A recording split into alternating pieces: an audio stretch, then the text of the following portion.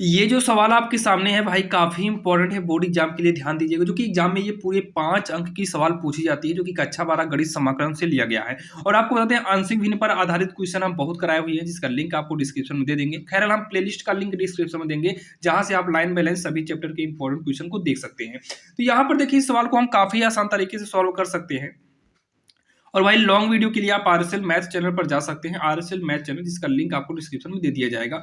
यहाँ पर देखिए इसको कैसे सॉल्व करना है, काफी आसान है। एग्जाम में भाई ये कई बार एग्जाम में पूछा गया, बार बार ये पूछा ही जाता है। और भाई देखिए पेपर में कई कोड होते हैं तो ये हर बार किसी ना किसी कोड में पूछा जाएगा। और भाई एग्जाम में भाई कौन से सवाल आ जाए ये तो भाई हमें पढ़ना ही पड़ेगा। तो हम अगर 10 सवाल पढ़ते तो कंफर्म है कि भाई उसमें से 1-2 सवाल तो एग्जाम में आएगी ही। इसका मतलब अगर आप पढ़ेंगे तो कंफर्म है कि यहाँ से क्वेश्चन उठाया जाएगा। तो यहाँ पर देखिए ये सेक स्क्वायर एक्स को वैसे ही रहने देंगे, लेकिन सेक स्क्वायर 2x है तो सेक स्क्वायर 2x है बटे में ये कॉट एक्स का जो फार्मूला होता है ना ये कॉस एक्स बटे साइन एक्स होता है। क्या होता है? कॉस एक्स बटे साइन एक्स होता है। और tan का जो फार्मूला होता है ना ये साइन एक्स बटे में क्या होता है? कॉस एक्स होता है। होल स्क्वायर लगा है तो होल स्क्वायर कर देंगे और साइड में हम dx को भी लगा देंगे।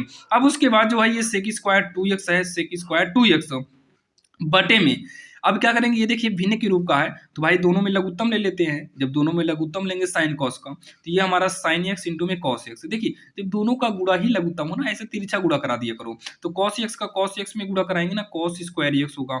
और इधर से कराएंगे साइन का साइन में तो ये हो जाएगा साइन स्क्वायर एक्स हो जाएगा। और ये ब्रेकेट लगाएंगे और इसका होल स्क्वायर कर देंगे, ये हमारा dx हो गया। अब यही साइड में ही देख लीजिए ये जो सेक स्क्वायर 2x है इससे कोई मतलब नहीं, इसको ऐसे ही रहने दो। ठीक, मेन लाइन खींच लेते हैं। ये कॉस स्क्वायर एक्स माइनस जो साइन एक्स है ना ये फार्मूला होता है कॉस 2x का। क्या होता है? कॉस 2x का। और बटे में क्या है? बटे में है साइन एक्स कॉस एक्स। ध्यान दीजिए दो हम अपने से गुणा कराए हुए हैं, इसमें हम 2 से गुणा कराए हैं। ये देखिए ऐसे ही था तो ये हमारा cos 2x में परिवर्तित हो गया। साइन एक्स cos x में 2 से गुणा कराए ताकि ये साइन 2x का फार्मूला बन जाए। जब यहाँ पर 2 से गुणा कराए तो यहाँ पर भी हमें 2 से क्या कराना पड़ेगा? गुणा कराना होगा ताकि मान में परिवर्तित ना हो, ये कट सके। अब यहाँ पर देखिए इतना करने के बाद जो है इंटीग्रल ऊपर का हम सेक स्क्वायर 2x लिखेंगे। मेन लाइन हमेशा ध्यान देना भाई, यही मेन लाइन है क्योंकि ऊपर से ही आपको दिखाई दे रहा है। तो ये क्या है? 2 से मतलब है नहीं, ये cos 2x वैसे ही रहने दो। और हाँ स्क्वायर भी लगाना, स्क्वायर बटे में ये फार्मूला किसका बनेगा पता है? ये साइन 2x का बन जाएगा। दोनों दो को सहित लेकर बनेगा, साइन 2x बनेगा, इसका स्क्वायर लगा है dx करते हैं। अब क्या करो, पहले स्क्वायर अलग करो तो ये सेक स्क्वायर 2x भाई ऊपर से मतलब है नहीं, ये अलग करेंगे, 2 दूनी 4 हो जाएगा, कॉस स्क्वायर 2x होगा। और ये क्या बनेगा? ये बन जाएगा हमारा साइन स्क्वायर 2x हो जाएगा। क्या होगा? साइन स्क्वायर 2x हो जाएगा। यहाँ पर हम dx कर देंगे। अब इतना कहने के बाद क्या काम करिए, ये बाहर बाहर के हिसाब से इसको ऊपर भेज दो। कहाँ भेज दो? ऊपर भेज दो। तो जब ये ऊपर होगा तो ये हो जाएगा हमारा साइन स्क्वायर 2x होगा। और सेक को हम साइड में कर दे रहे हैं, ये अंश में ही है लेकिन सेक को हम साइड में कर दिए। ठीक, तो ये ऊपर चला गया, नीचे क्या बचेगा? कॉस 4 कॉस स्क्वायर 2x करेंगे, इंटीग्रल करेंगे dx। ठीक, वही है आपका जो है, ये बाहर बाहर से ऊपर आ गया तो इससे को साइड कर दी है बस।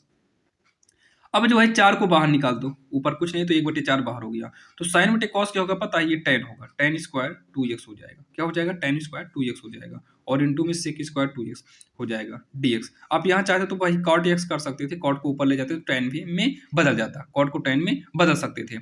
अब इतना कहने के बाद tan को t मानिए सेक स्क्वायर तो अपने आप कट जाएगा ना, तो यहाँ पर t बराबर क्या हो जाएगा? tan 2x माना। तो ये 1/4 होगा।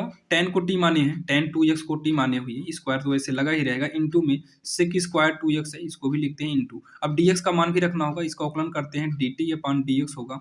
tan का औकलन करेंगे तो ये सेक स्क्वायर 2x होगा। अब जब यहाँ से पक्षांतर करके जब dx निकालोगे ना तो ये dt अपॉन, और हाँ जब tan का सेक स्क्वायर 2x होगा ना तो 2x का अलग से करेंगे 2 भी आएगा। तो यहाँ से जब हम dx निकालेंगे तो ये dt upon 2 sec square 2x आएगा। तो सेक स्क्वायर 2x से सेक स्क्वायर 2x कटेगा 1 अपॉन, ये वाला 2 अचर है ये बाहर निकलेगा, 2 चौकाट हो जाएगा। और इंटीग्रल में टी स्क्वायर dt हमारा बचा हुआ है। तो 1/8 करेंगे इंटू में टी स्क्वायर, मतलब टी स्क्वायर का समाकलन करेंगे, पावर में एक जुड़ेगा और पावर बटे में हो जाएगा, प्लस का c कर देंगे। तो 1/3 का कितना होगा? 24 होगा। हम tan नहीं टी का मान रखते हैं तो टी का मान क्या है? टी का मान tan 2x है, तो यहाँ पर tan 2x करेंगे इसका होल क्यूब हो जाएगा प्लस का c, यही इसका जो है उत्तर हो जाएगा, जो कि काफी आसान है और भाई काफी इंपॉर्टेंट है। एग्जाम में ये सवाल पूछी जा सकती है। और आपको भाई बार बार बोल रहे हैं, लॉन्ग वीडियो के लिए आप RSL मैथ चैनल पे जा सकते हैं, RSL मैथ चैनल पर बाकी सभी क्वेश्चन को देखने के लिए, भाई सभी इंपॉर्टेंट क्वेश्चन को देखने के लिए आपको हम डिस्क्रिप्शन में प्लेलिस्ट का लिंक दे देंगे, जहां पर जाकर आप लाइन बाय लाइन अपने बोर्ड एग्जाम की तैयारी कर सकते हैं। और सारी सवालें थंबनेल पर ही शो करती रहती है। भाई अगर कोई भी दिक्कत है, जो सवाल आती हो उस सवाल को छोड़कर आप आगे बढ़ सकते हैं। मतलब वहां पर सवाल दिखाई देती है जहां से अपने डाउट को आसान तरीके से क्लियर कर सकते हैं।